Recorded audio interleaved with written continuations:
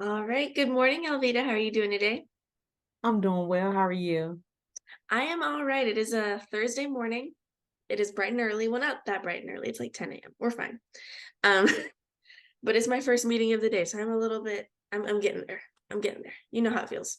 Yeah, especially now with the Georgia heat and everything. This is like the calm before the heat storm. Exactly, exactly. That's why I'm fearful. But it's okay. We'll be fine. That's Um, so thank you for joining me today. You are here to talk about the academic coaching department, what your role is there. So let you do your thing. Tell us a little bit about what academic success coaching is. Gotcha. Academic success coaching is pretty much an accountability structure built into the semesters for students. We have professional staff members and also peer coaches who kind of help students along their academic journey. So just making sure that they are getting over those hurdles, having connections throughout the campus and with their professors. So we just help with those processes a lot. That's actually really great. And I think a lot of universities still don't have like the same options that we have with academic success coaching. It definitely wasn't in the first university that I went to at all. You just kind of had like counseling, advising, and maybe tutoring, and that was it. Um, so it is a kind of different new structure I feel that UNG has been doing for a little bit now. Can you tell us what does an academic success coaching session actually look like?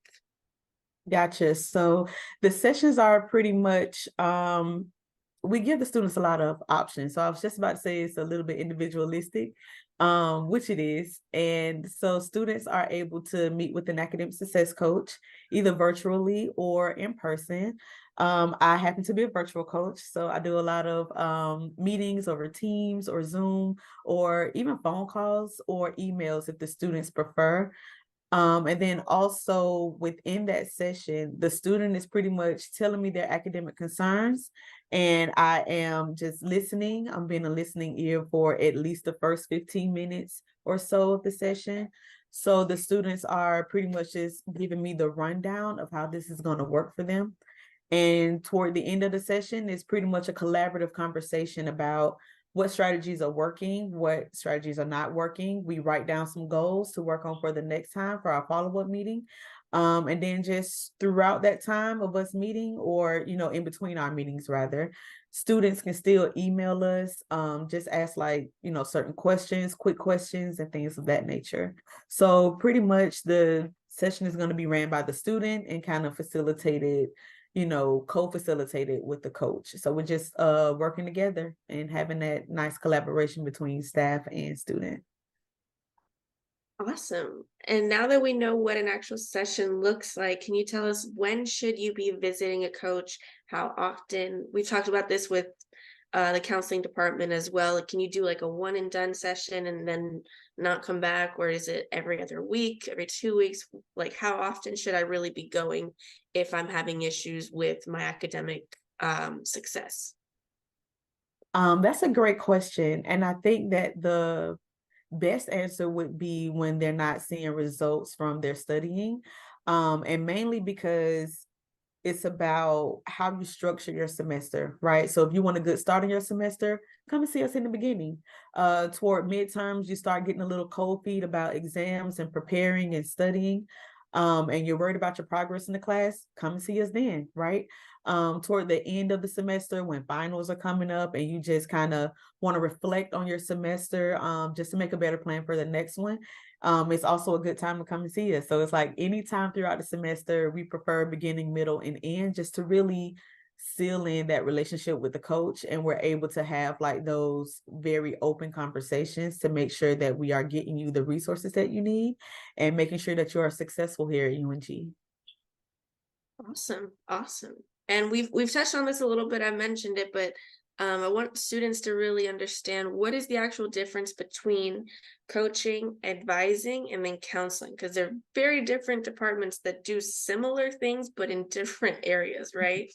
Yeah, you're completely right about that. The main difference between coaching, advising, and counseling, pretty much counseling is, we are into the whole clinical meaning of the word. Mostly if you're dealing with anxiety or depression or, just anything related to mental health at all that you feel like is not just impacting your academic world, but your entire world, right? Counseling is the best option for that. Advising pretty much is about, your major specifically and your graduation plan. So they can help you register for classes. They can help you tailor your schedules to, fit your, lifestyle and things of that nature. And advising also helps you, realize what classes are important for, your major and what classes, that you may be interested in taking or adding on. So that's pretty much what advising works with. But for coaching, we kind of talk about everything that intersects for the student. So especially if it's getting in the way of their academic success or they just want to learn better study tips and strategies, right? So coaches kind of help you, we kind of help you set goals, one, and then we also help you with the process of achieving those goals by keeping you accountable. And it pretty much is helping you get the best out of your collegiate experience without the formality of college itself or the formality of having to be a college student in these days, right? So our sessions with students just kind of look a little bit more relaxed, and it's based on what the student needs at that time.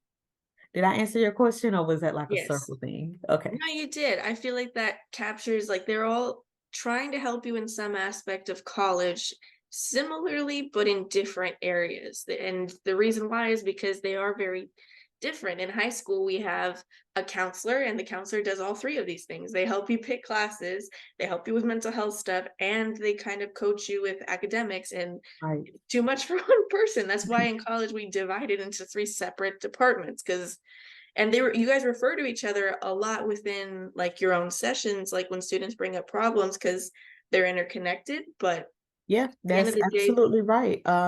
Sorry to cut you off oh there, no, but you're good. yeah, that's absolutely correct. We all work together with the students. So I feel like if a student is connected with all of our offices, that student has built a strong support team to help them get through the semester and also like throughout their collegiate career. We love seeing students who are, coming in for questions because that means that they are serious, about their academic success and graduating and, about their professional goals. And then we also love to see those students who is just having just a little bit of trouble with that. So connecting with our offices individually helps that student, and especially helps them get connected to the resources that are actually needed for them to succeed.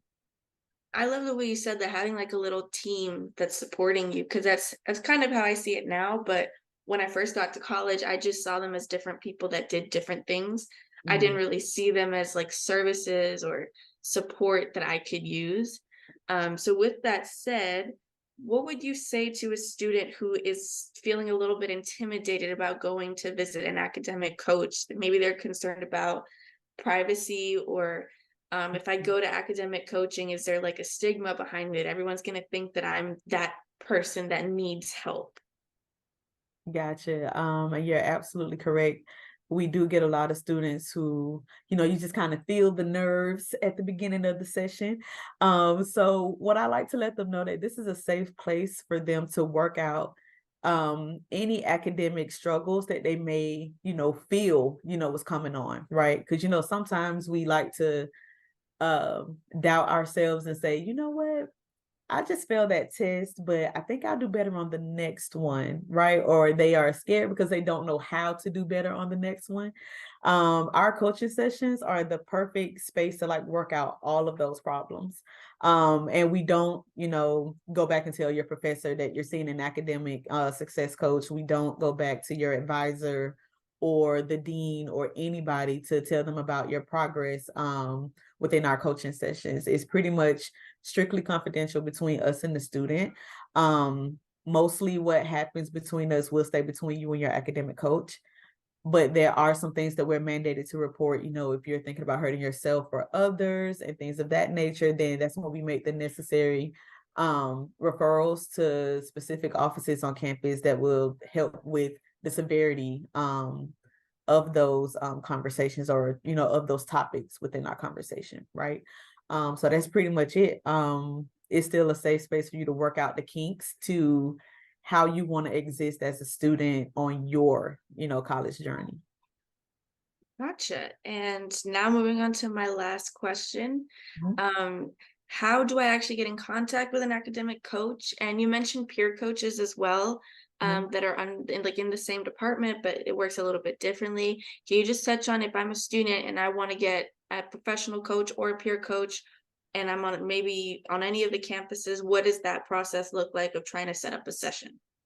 Gotcha. So a lot of I will definitely start off by saying, if you go to a different department or whatever on campus and you need academic help, most of them will refer you to our offices by giving you our website or showing you where you can actually come to meet us. I am a virtual coach, so I'm not on either of the campuses, but I serve all campuses through virtual meetings with teams, also phone calls or emails, whatever is conducive to the student schedule. So that's pretty much how my role is set up here as an academic success coach. We do have a coach on Gainesville. Her name is Hannah England. She's great. I'm telling you, like, she would definitely help you get your life together. So she's on the Gainesville campus in the Nesbitt building. On our website, you can definitely find out where she is. And then we do have a coach on the Oconee campus. Her name is Edria Douglas, and she definitely help students kind of remove the complexity around what's stopping you from achieving your goals. So she's a really great coach for that. If you think like, that you're just getting, way too overcomplicated in the way that you're approaching your concerns academically, but she's really good to kind of help you, bring back to earth a little bit. So we definitely have the three of us, but we also serve all students. Even though that they are housed on those campuses, they still also serve all students on all campuses. And we also have peer coaches on our team, and they are, students as well. Some are juniors, seniors, sophomores. They are, how can I say this? They are trained with us as well. So they definitely know about the confidentiality statements. They are a position of trust with the university. But with a peer coach, it's easier for you to relate to them because they are a student as well, and they may have had those struggles. So sometimes it translates better when you have that peer coach. So yeah. And then the professionals are there for, the harder things, right? For academic concerns. But yeah, that's pretty much how our little team looks. Awesome. Well, I appreciate you for your time, Alvita. I hope that everybody got to learn about your department. I feel like they did. You covered all the bases. So yeah, thank you so much. I really appreciate you for your time. I hope you have a great rest of your day.